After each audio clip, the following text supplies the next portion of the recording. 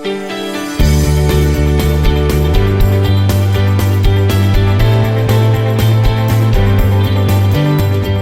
up, and welcome back to this financial literacy series.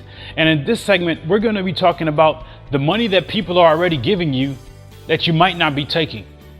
Now, that may sound weird, and some people may be thinking about somebody's giving me money and I'm not taking it. Why not? Well, maybe you are, or maybe you're not, but we do want to share with you how you can be looking at this. And specifically, we're going to be talking about the retirement accounts that are offered to you at your employer. Now, there's going to be segments that are given to you from your employer by maybe potentially 401k plans that they offer, or 403b plans that they offer, or some form of other retirement account, maybe in a rare case where you still get a pension that might be available to you. But nonetheless, these are resources that you can be using to better your financial well-being. And it's important for you to really look at them and just understand why you should be using your retirement account that's offered to you at work, some of the features and some of the benefits for you doing so. And it's very rare reasons that you probably should not be using the retirement accounts that are given to you at work. In most cases that I've seen in my experience over going on 20 years at this point, in most cases you probably should be using the retirement account that is offered to you at work. Now, here's some people saying, well, I don't want to stay here forever, or I don't like this company, or whatever.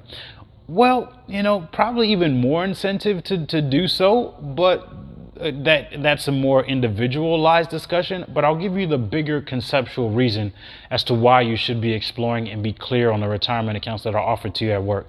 In many cases, the retirement plans that are offered to you at work benefit both you and the employer. There's full transparency on that. Most companies offer retirement plans to benefit them. Right? Newsflash, if you didn't know that. Right? It sounds cool and it sounds nice that your company offers you a 401k, but they also offer that 401k to themselves because the higher up and senior executives also get to contribute into this retirement plan, and simultaneously the expenses and the cost that it is to manage that 401k is also a deduction for that company. So that's a short segment on the big picture of 401ks. However, there's nothing wrong with that. That doesn't mean that it's bad. That doesn't mean that they're taking advantage of you. Not at all. It's important for you to use these things to your advantage, which is why it's important in this segment to be clear on the retirement accounts that are given to you by your employer and if you should use them. And in most cases, we probably should. The rare cases that, and I probably should give the examples that you probably don't need to. I think the rare cases could be where you're on a temporary position and you'll only be working there for like 21 days, maybe 40 days. Probably not necessary to jump into a retirement account. But if you plan on being there for longer than 60 days, might be beneficial to do so. Another rare situation where you may not want to participate in a company retirement plan where there's intentional and recorded documentation of ill activity happening. That's probably a situation where you want to not participate in a company 401k, but that's personal research. And then again, not often. It's just and it's kind of weird to say that. I don't know that. So scratch that statement. But it is important for you to be clear if there's known issues at the 401k plan. Evaluate that. But in most cases, you probably are in a situation where it will benefit you whether you stay at that company forever or if you leave within the next year. Because one of the benefits is if and when you leave that corporation or company that offers that 401k, because that's money that you put into that plan, all the money that you put into it is your money that's available to you. And you can take that with you when you go to either transfer into your own account, having your own possession, used for your own resources. And now you kind of jumpstart or kickstart your future.